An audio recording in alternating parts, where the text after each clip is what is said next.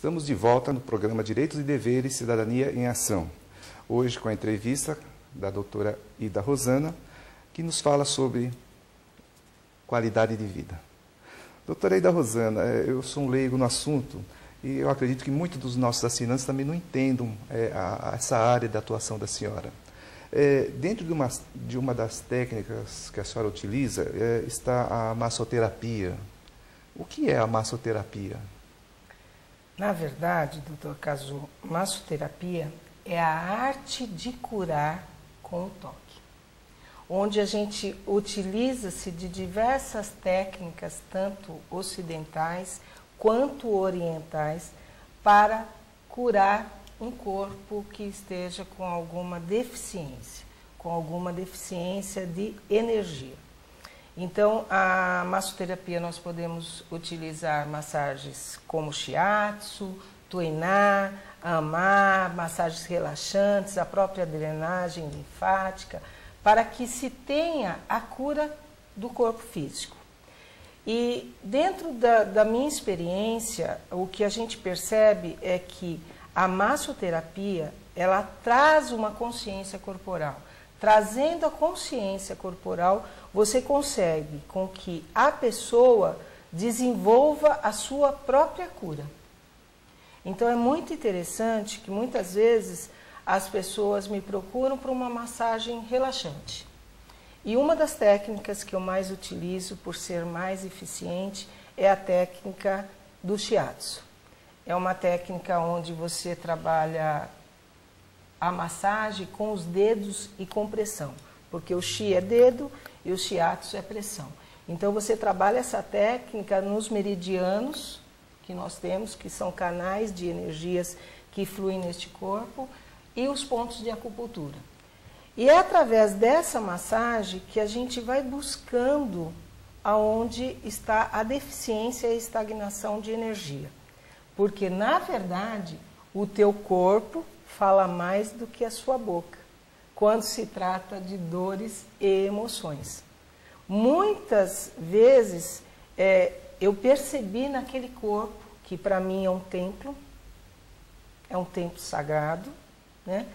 E onde eu também aprendo muito com cada um deles. Então, cada cliente é para mim também um aprendizado. Então, quando eu toco aquele templo, aquele corpo, eu costumo ir falando com o cliente e ele percebe, nossa, que dor. E você percebe que aquela estagnação, ele nunca não tinha notado ou percebido. Então, você consegue, através dessa técnica, levar as pessoas à cura.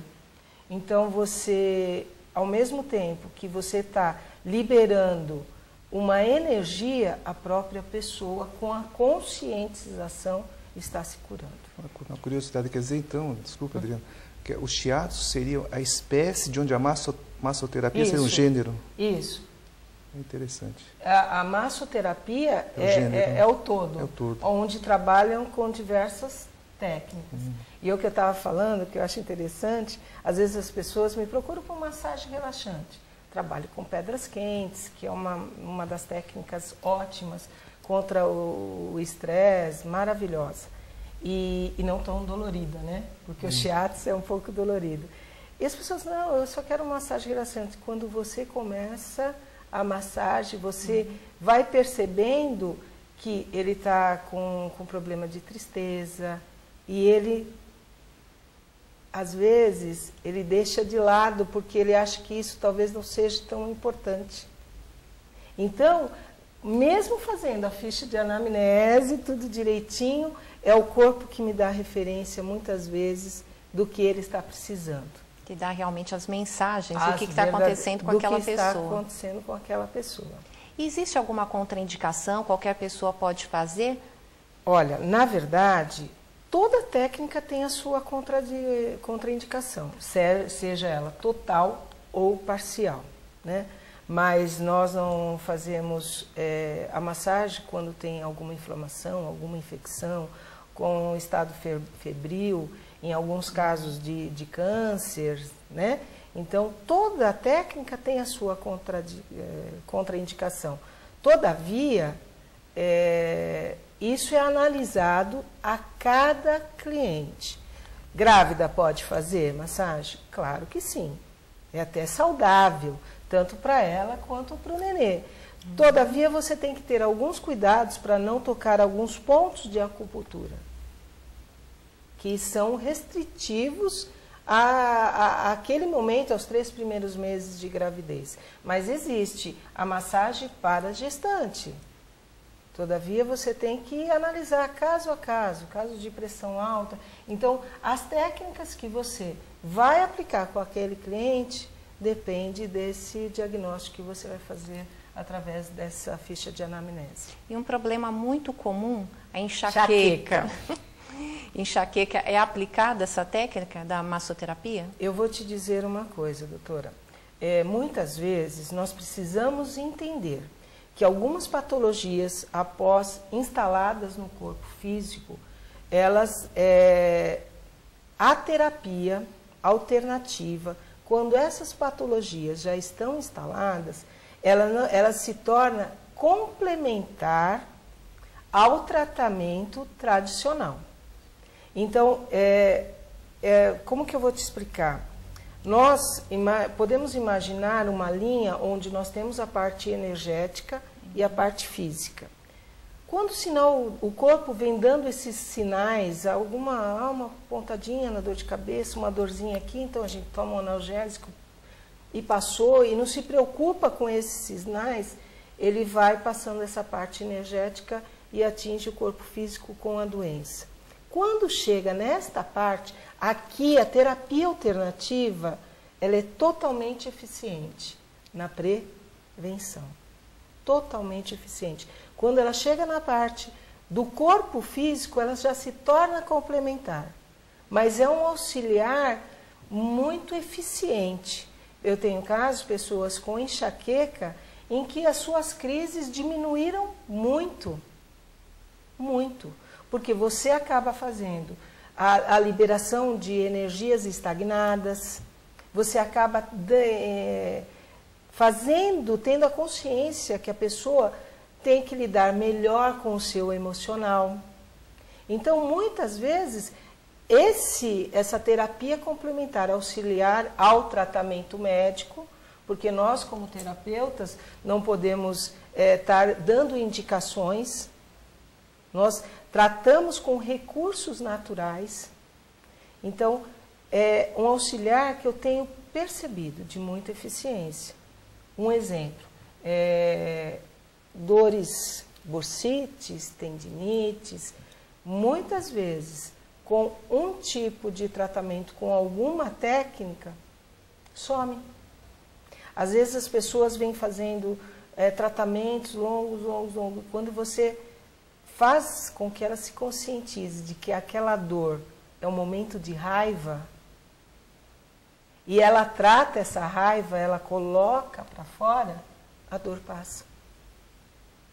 Então, esses sinais são um convite, na verdade, para transformar algum sentimento que essa pessoa venha nutrindo e que não seja... E que não está lidando. E muitas vezes sequer percebe, porque não se aceita, né? Eu não tenho raiva. Todo mundo tem raiva.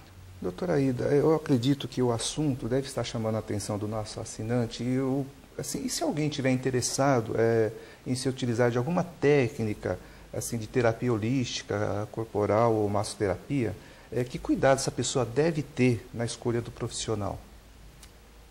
É muito difícil falar, qualificar um terapeuta profissional. Quando a gente está falando de algumas técnicas que estão numa dimensão subjetiva, técnicas naturais, né? Onde então é muito difícil qualificar esse profissional, mas eu tenho por entendimento que o terapeuta holístico, ele nasce com o dom de curar e entender a alma das pessoas. E dom, Kazu, é difícil você qualificar.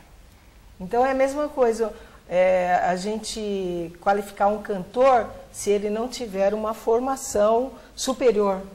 Então, o terapeuta já nasce com esse dom. Então, a primeira coisa que eu acho que você deve se preocupar quando for buscar um terapeuta, na qualificação que ele tem de estudo, onde se ele tem todos, né, os estudos necessários para a aplicação daquela técnica, o terapeuta ele tem que te olhar com muito amor e muito respeito, com compaixão, e isso você sente fluir desse chakra cardíaco. O terapeuta, uma das principais, eu acho que, é não deixar com que aquele cliente fique refém das suas técnicas, né? Então, o terapeuta, ele busca dar ferramentas para que aquela pessoa busque a sua cura interior. A escolha de utilizá-las é de cada um. Então, você é um facilitador. Você dá algumas ferramentas. Quem vai utilizá-las e se quer utilizá-las é cada um de nós. São escolhas. E isso é muito importante. Bom, chegamos ao final de mais um bloco. Nós vamos a um breve intervalo, voltamos já.